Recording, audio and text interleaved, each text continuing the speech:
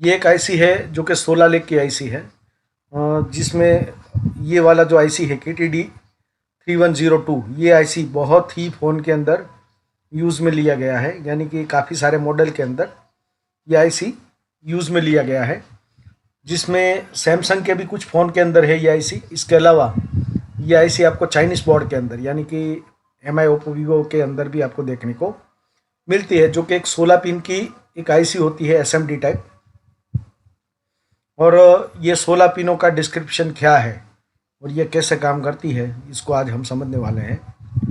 तो हमने जैसे देखा था कि 6 लेग की जो आईसी होती है उसके अंदर मेन होता है हमारा वीबैट सप्लाई। तो यहाँ पे हमने लिया हुआ है VPH पावर, यानी कि एक तरह के वीबैट सप्लाई ही है, लेकिन ये प्रोटेक्शन के बाद की सप्लाई है जिसको हम VPH पावर बोलते हैं, जो DC टू DC के बाद निकलता है। तो ये VPH पावर जो होता है, यानी कि VPH सप्लाई जो होती है, उसके अंदर एक इंडक्टर कोयल लगाकर और उसके अंदर एक कैपेसिटर लगाकर ये लाइन दी गई है 14 नंबर की पिन में। इसको मैं आपको डायग्राम में दिखा देता हूँ। तो यहाँ पे दोस्तों मैंने जो डायग्राम लिया हुआ है वो है सैमसंग ग्रैंड प्राइम, यानी कि G530F ये मॉडल है इसका। और ये 14 नंबर की जो पिन है यहाँ पे ये देखिए VPH सप्लाई यहाँ से दी गई है, ये VPH सप्लाई है। इसके अंदर एक नॉर्मल इंडक्टर कॉयल है, उसके अंदर एक लगा है कैपेसिटर और ये गई है 14 नंबर की पिन पे।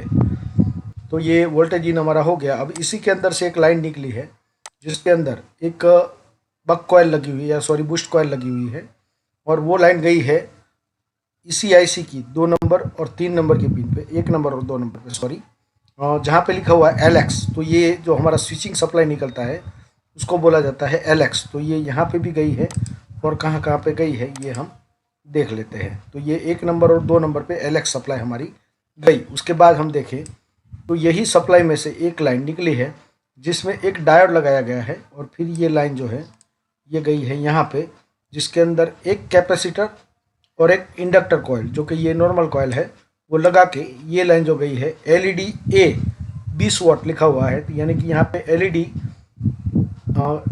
एनोड है और वो 20 वोल्टेज का है।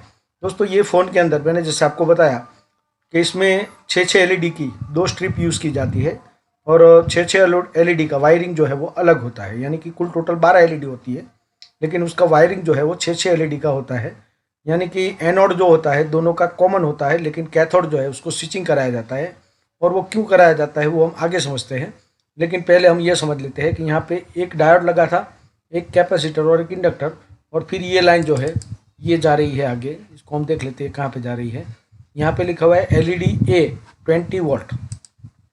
तो ये लाइन जो है ये यहाँ पे आ रही है, जो कि है HDC कनेक्टर है हमारा, यानी कि ये जो है हमारा डिस्प्ले कनेक्टर है। ये डिस्प्ले कनेक्टर के अंदर हम देखें तो यहाँ पे 17 और 19 नंबर की पिन पे ये लाइन आ रही है, जो कि यहाँ पे LCD कनेक्टर के अंदर से ये लाइन जो है हमारे LED की जो स्ट्रिप लगी हुई होती है डिस्प्ले के अंदर, वहाँ पे ये एनोड पे वहाँ पे से लाइन ये जा रही है। तो बना लेते हैं ये किस तरह से लाइन निकली हुई है। तो यहाँ से जो ये लाइन निकली है उसके अंदर एक हमने देखा कि यहाँ पे डायोड लगा हुआ है, एक लगा था कैपेसिटर और एक लगा था इंडक्टर यानी कि बक कॉयल।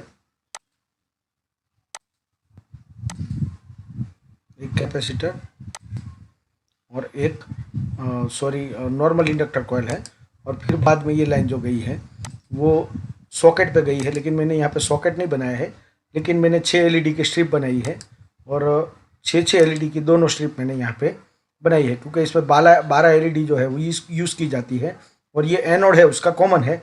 और यही लाइन वापस जा रही है 11 नंबर की पिन पे। वो कहाँ जा रही है वो हम देख लेते हैं, क्योंकि ये मैंने अभी आपको बताया नहीं है। उसी के अंदर से एक लाइन दी गई है 11 नंबर की पिन पे, जहाँ पे लिखा हुआ है V आउट। तो ये V आउट की सप्लाई क्या है उसको हम समझ लेते हैं।